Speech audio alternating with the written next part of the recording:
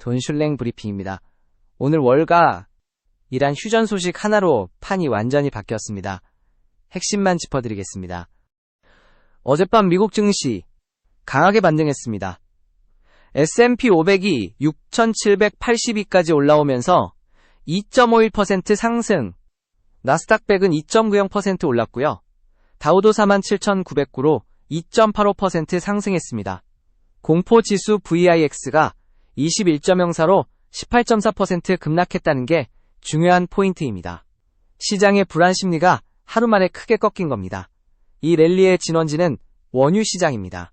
트럼프 대통령이 이란과 조건부 휴전을 선언하면서 국제유가가 하루 만에 15% 폭락했어요. 수십 년 만에 보기 드문 낙폭입니다. 빅테크 종목들이 가장 크게 움직였는데요.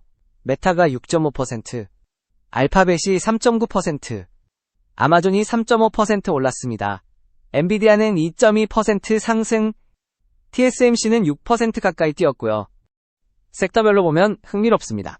에너지 섹터는 유가 급락에 3% 이상 하락했지만 테크와 커뮤니케이션 섹터는 오히려 강하게 올랐습니다. 위험자산 선호 심리가 뚜렷하게 돌아온 겁니다. 시장이 환호한 건 이해하는데요. 냉정하게 보면 유가 15% 내렸다고 해서 모든 게 정상화되는 건 아닙니다. 호르무즈 해협이 열려도 전쟁이 만들어낸 새로운 문제들은 사라지지 않는다는 게 전문가들 분석입니다. 소비자들이 체감하는 연료식품 가격이 실제로 내려오려면 수개월은 봐야 한다는 얘기입니다. 진짜 승부는 4월 12일 파키스탄 미 이란 1차 평화협상입니다. 타결 시 에너지 가격 구조적 하락, 인플레이션 완화로 이어질 수 있고요. 결렬 시에는 유가 재반등 가능성이 있습니다. 이번 주 딱 하나의 날짜만 기억하시면 됩니다. 재밌는 게 하나 있는데요. 2024년에 173달러에 팔리던 WD, 2TB SSD, 지금 649달러입니다. 4배 올랐어요. 원인은 AI 데이터 센터의 HBM 수요 폭발입니다. 삼성 하이닉스, 마이크론이 생산 라인을 HBM으로 전환하면서 일반 소비자용 NAND 메모리 생산이 줄어든 겁니다. 모토로라 보급형 스마트폰 가격도 최대 50% 올랐고요.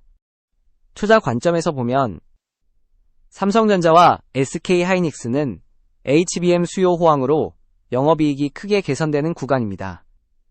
공급 병목 해소는 2026년 하반기는 돼야 한다는 전망입니다. 데이터가 이쪽을 가리키고 있습니다.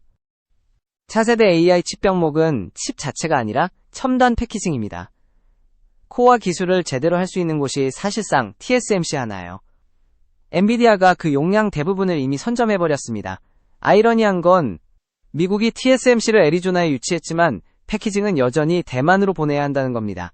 온쇼어링의 구조적 한계입니다. TSMC의 협상력이 앞으로도 계속 강해질 수밖에 없다는 걸 보여줍니다.